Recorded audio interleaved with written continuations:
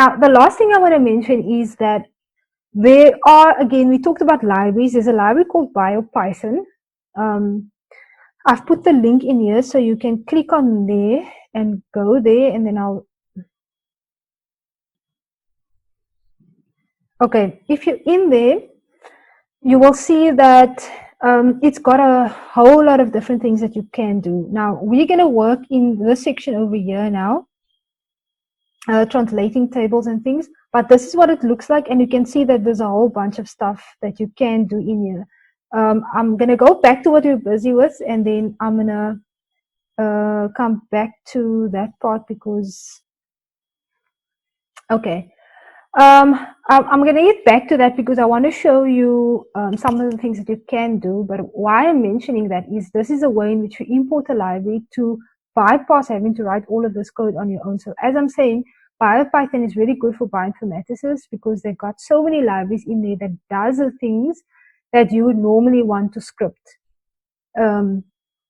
Here, for example, there's a library in BioPython that allows you to calculate the GC content. Since this is a pretty common task for those in biology. It looks a little different because this part you may recognize import seq, but you have to go from bio.seq import seq. And if you're in the BioPython library, they will tell you how to do it. They give you examples of how to do it. I think this part I copied exactly from there just to show you. But this is just to show you we want to, for example, calculate the AT content of something. Here you could have just said from bio.seq import seq.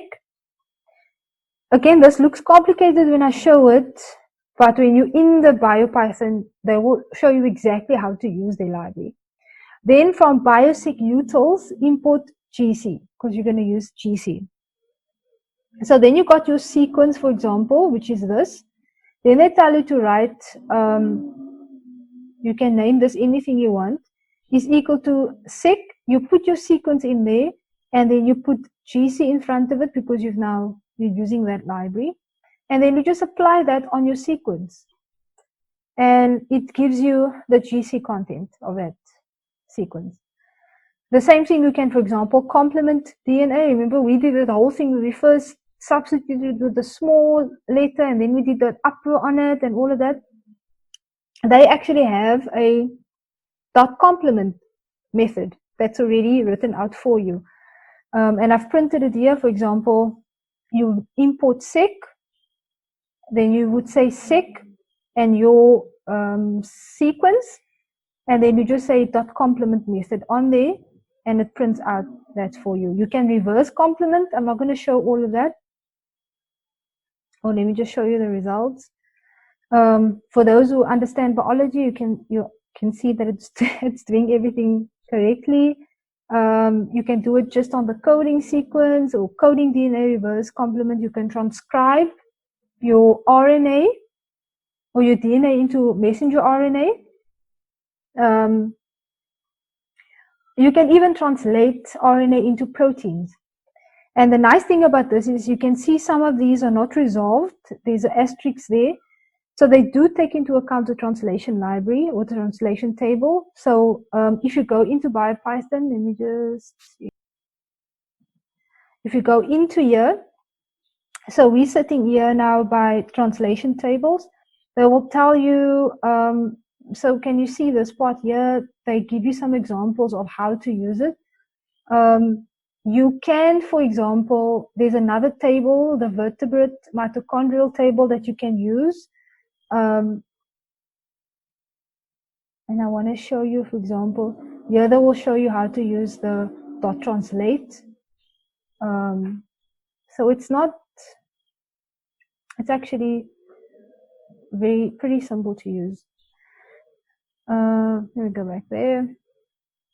So what I'm saying is, here you're translating your messenger RNA. You've got the sequence with your messenger RNA, and you want to do messenger RNA dot translate on there, which is fine. But when you print it, then you see that some of these couldn't be resolved. And that's obviously because the translation table for sometimes the eukaryotes are different to when you're working with vertebrates. So you would then, you can, for example, when you do the dot translate, you can say use the vertebrate mitochondrial table, and it will, you can see it resolves more, but there's still an issue. And again, you'll find all this in BioPython. If you read through that section, even the things that you possibly wouldn't anticipate, they've created a method for that. So you can say, okay, so the problem here was there was a stop codon, and so you can say translated only up until the first stop codon, for example, and it will give you that. Okay, and yeah, so that's about it. That's all I wanted to say. Just we have the next session has already been uploaded. It's about printing and manipulating files, so have a look at that, and this will, they're both on YouTube and in GitHub. Thank you for joining.